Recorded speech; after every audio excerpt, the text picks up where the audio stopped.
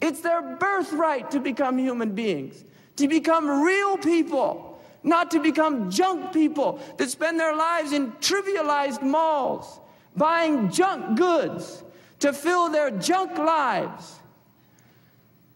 How much more? When are we going to wake up collectively as an ummah and respond to the call of Allah and His Messenger? Ya ayyuhalladhina amanu astajibu lillahi wa lirrasul idha da'akum lima yuhyikum.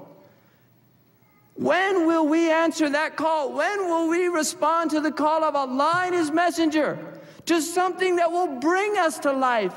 The implication in the ayah is as long as we do not respond to Allah's call and to the Messenger of Allah's call, we are dead people. Our hearts are dead.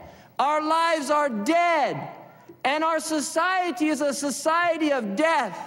It's a society that celebrates the death of the spirit in giving life to the lowest pursuits of humanity.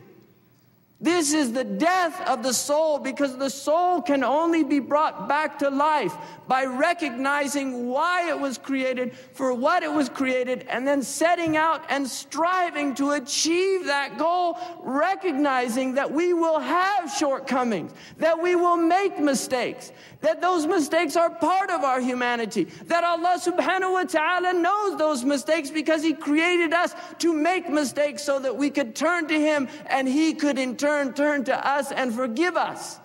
And this is why we were created. We were created to respond to our ubudiyah to Allah subhanahu wa ta'ala. And the only way that a slave feels its ubudiyah, its servanthood to Allah subhanahu wa ta'ala, is in its abject nature. It is in its subjugation to Allah subhanahu wa ta'ala that occurs by doing wrong and then desiring the atonement, desiring to reconnect with one's true nature. And this is why we were given wudu. What a gift, the gift of wudu. What a gift, the gift of purifying ourselves. What a gift is the gift of prayer, to pray to Allah subhanahu wa ta'ala. What a gift to be able to give munajat. In a recent article in one of these magazines, they mentioned the fact that more Americans are playing than ever before, adults playing children's games, from bongo jumping to flying in their these machines that they make to jump off mountains and all of these things. This is what they're doing with their lives, with the preciousness of life. One time you have, one short life you have to do something great, to be great people. One short span. Why are they doing all of these things? They say to relieve the stress of their lives. Just to taste for one instant, to have an adrenaline rush, to feel alive. That's all they're trying to do.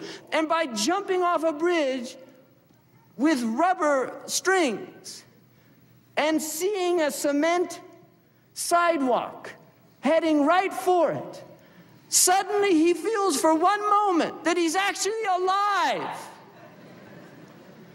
And he wants to repeat that experience because he wants to feel alive. But that is not the life that the human being was created for. It's not through adrenaline rushes. It's not through the rush of heroin penetrating your brain. It's not through the rush of cocaine snorted. It's not through the rush of jumping out of an airplane skydiving. It's not through the rush of being in an emergency room doing cardiac resuscitation. Those aren't the things that will make you feel alive. The only thing that will make you feel alive is to become a slave of the hayy, to become a slave of the living who never dies. And this is the challenge of the human being. And this is what we have to wake up to. We have to wake up to something. I want to ask a question in here. How many people have a pen and paper here? How many people brought pen and paper? This is part of our crises. Every hand they should raise their hand. Because either you came here to learn something, or you came here out of curiosity or you came here to be entertained, or you came here because somebody dragged you here, or you came here, like Muhammad Sharif said, to take notes for the Canadian government, or maybe for the United States government. I don't know. And maybe they have pen and paper too, because they don't go anywhere without, they always bring pen and paper and a recording machine, right? And that's why they're ruling the world, because they work at it.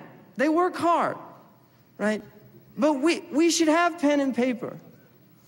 What I've noted is that the women tend to always have pen and paper, right? Seriously, and it's not for nothing that women are taking over in the universities and in all the major fields now, because the men are watching football. It's like,